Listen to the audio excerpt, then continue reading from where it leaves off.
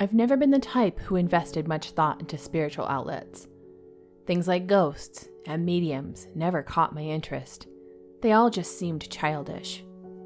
I was raised Catholic and hated all the dressing up and going to church, so I think my refusal of the spiritual was a way for me to rebel. People were just looking for something to make them feel better about the afterlife. Or maybe they wanted the responsibility of doing the right thing to be lifted from their shoulders. That's along the lines of how I used to think anyways. I got to think this way because, to be honest, I lived a fairly privileged life. Despite all the guff I gave my parents about the church, every other day of the week I was happy as could be. Nice home life with parents who loved each other and who never had money struggles. We weren't rich by any means, but as an adult, I know how lucky I was to never have to see them break down under financial pressure. Life wasn't so cut and dry as I grew up. Learning about the things the world could throw at you at any given moment served to humble me a great deal. I never watched my parents struggle with money, but watching my mother gripping with the loss of her husband was so painful. Of course I was sad. I loved my dad, but the look in my mother's eyes was light years away. That look in her eyes played a big role in making me more sympathetic towards those who believed in something in the beyond. As I grew older, I found that I was directionless. I didn't know what I wanted to do, or even who I wanted to be. My folks were such hard workers, with ambition sewn into their very fibers, but when I was greeted with that big, great world, I felt lost. Trying my hand in many career paths and hobbies, I just didn't feel a longing connection. Mom told me I would know when I found it, that there would be a spark. Days went on, and I would go on to vent to a close friend about trying to find where I belong. She had just gotten a pretty life-changing promotion. I asked her how she decided what she wanted to do and how she was doing it. That was the first time I had heard of Donovan Roosevelt.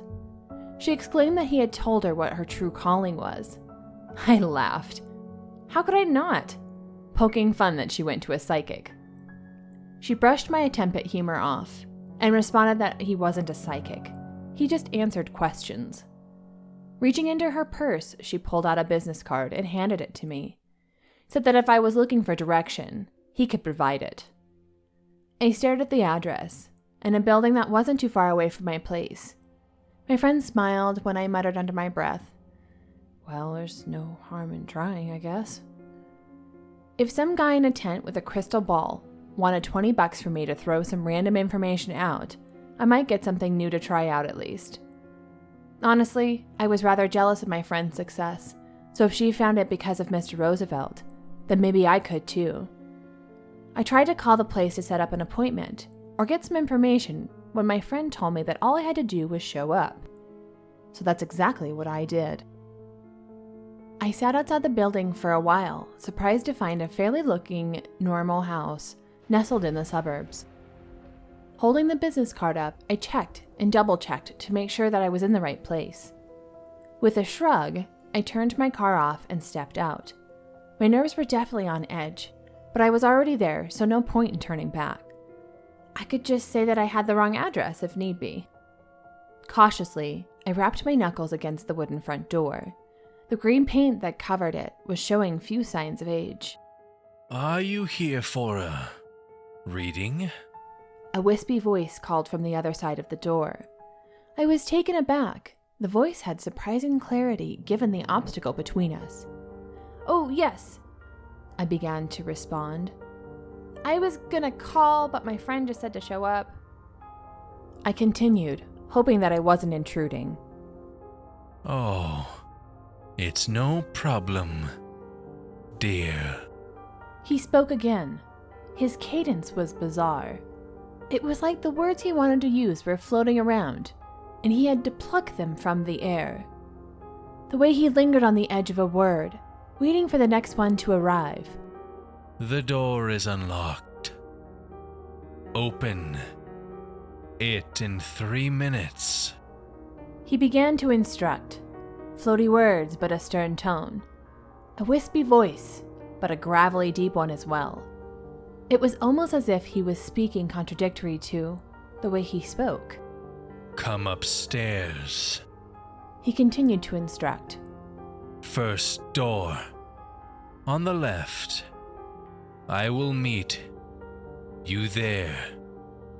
And darling, when entering the room, shut your eyes and don't turn on the lights. There was a moment of silence as I half expected a bizarre instructions to continue. Do you understand? He stuttered his words like he hadn't expected to have to say them. Oh, sorry. I snapped myself out of my previous assumption. Yes, I understand. After my words came out, I heard the creak from the other side of the door, as I assumed it would be Mr. Roosevelt moving away from it. Standing on the front porch, I stared at my phone, waiting for the minutes to tick by. It was so bright outside that I could hardly see the numbers. Sliding my finger down, I pressed the options button and turned my brightness up. Normally, it's blinding to me when it's up that high, but with the sun bearing down on me, it felt necessary. They say that time is relative, that your observation of time can skew how fast or how slow it passes. Standing on a stranger's porch, my observation of time made it move slower as molasses. 5:45, 5:46, 5:47. I reached forward and twisted the doorknob. As Roosevelt said the door was unlocked, it swung open with ease. Stepping inside, I was quickly hit with a wall of stale air and the smell of musky linen. It felt as though the place hadn't been touched in years, but nothing looked to be dirty or out of place as I headed up the stairs. With another turn of another doorknob, I shut my eyes and I entered the room I was instructed to. Only then did it dawn on me how stupid I was being, entering a stranger's house and doing just what they told me to. Close the door. Quickly. He spoke hastily, so I turned around and shut the door. You may open your eyes and walk towards my voice. It didn't make much difference when I opened my eyes. The room was the same heavy darkness that it was behind my eyelids. No source of light seemed to penetrate the room.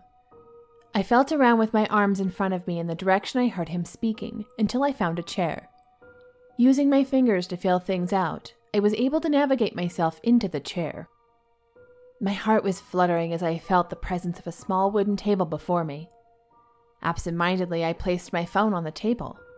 It was like muscle memory after years of putting my phone on the nightstand by my bed.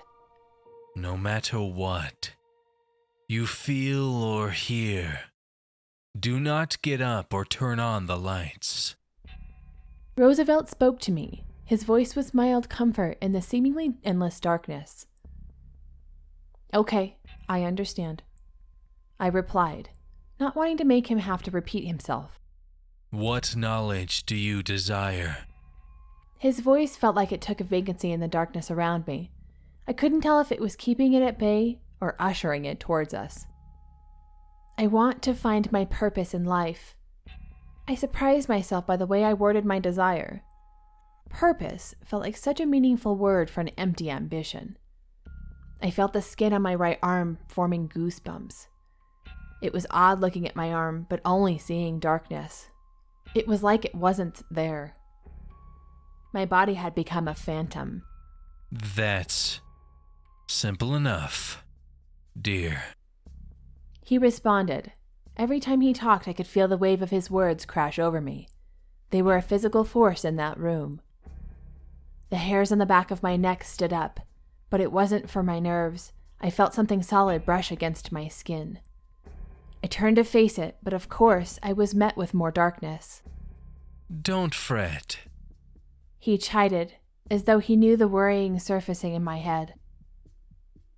I felt a similar solidarity press against my right arm, pressuring down my goosebumps. A small rattle came from the darkness.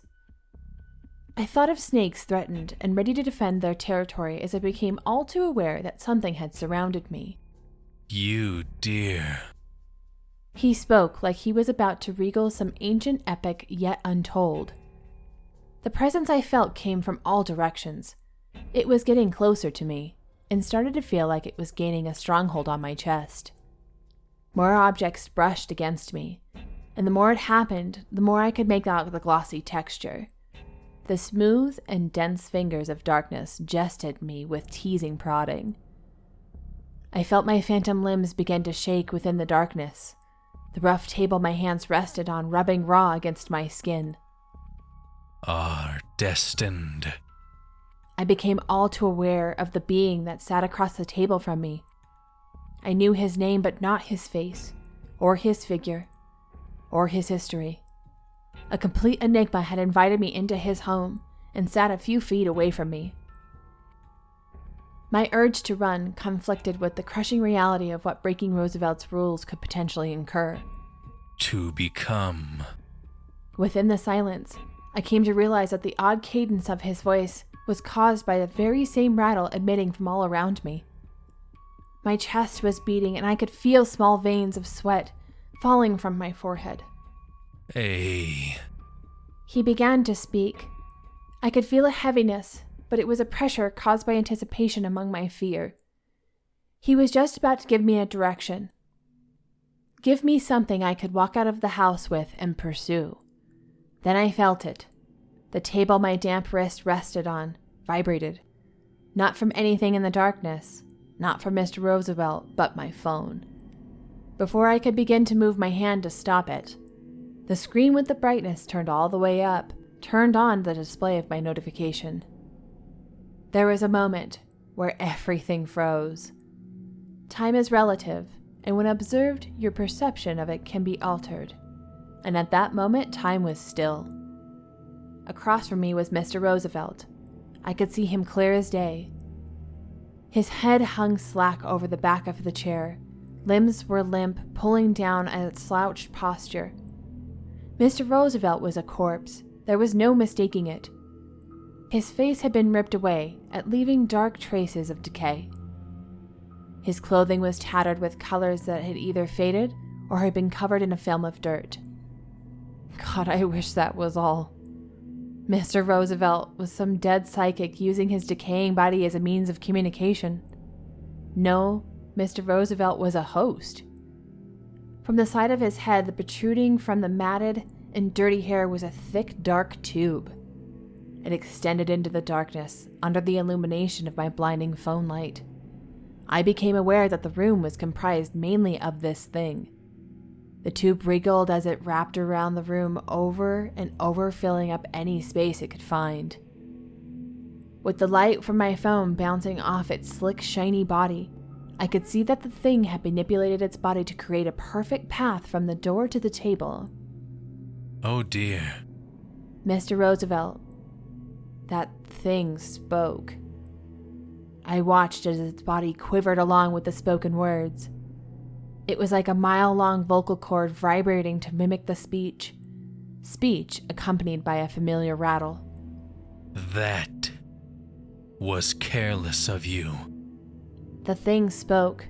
The chair across from me whined under shifting weight. Mr. Roosevelt sat up, his decaying skin revealing thin, dark tendrils manipulating over his movements. He lifted his head towards me.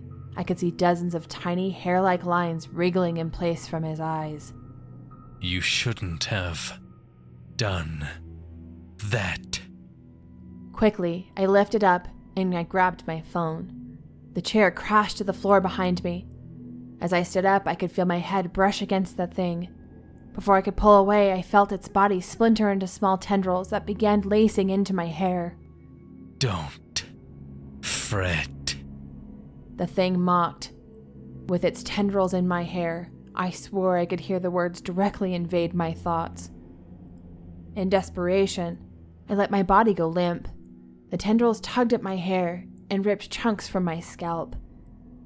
There was a stinging in the top of my head, but it was enough to free me from the thing's grip, and I quickly started running towards the door. I'm unsure why the thing was sluggish to react, as I used my phone screen to light my way. In no time, I found myself at the door, and with a swift twist, I pulled it out and exited the room. It was a short and hectic jaunt to the front door. I could feel the tendrils behind me giving chase, but unable to move swiftly. Don't run. from me. The thing shouted behind me one last effort. Opening and closing the front door, I could hear the shrill rattle that shook the house behind me. I ran to my car, and without looking back, I started up and drove away.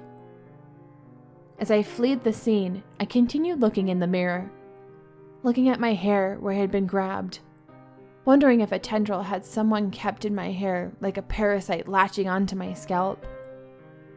I never found anything, but anytime I feel this odd sensation, I'm worried it somehow got into me, and it's wriggling around under my skin.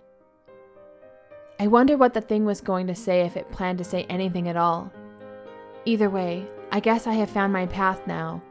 I just can't push it into someone else and expect my problems to be solved. One thing is for sure, I'm going to have to find a better paying job. My electric bill is definitely going up.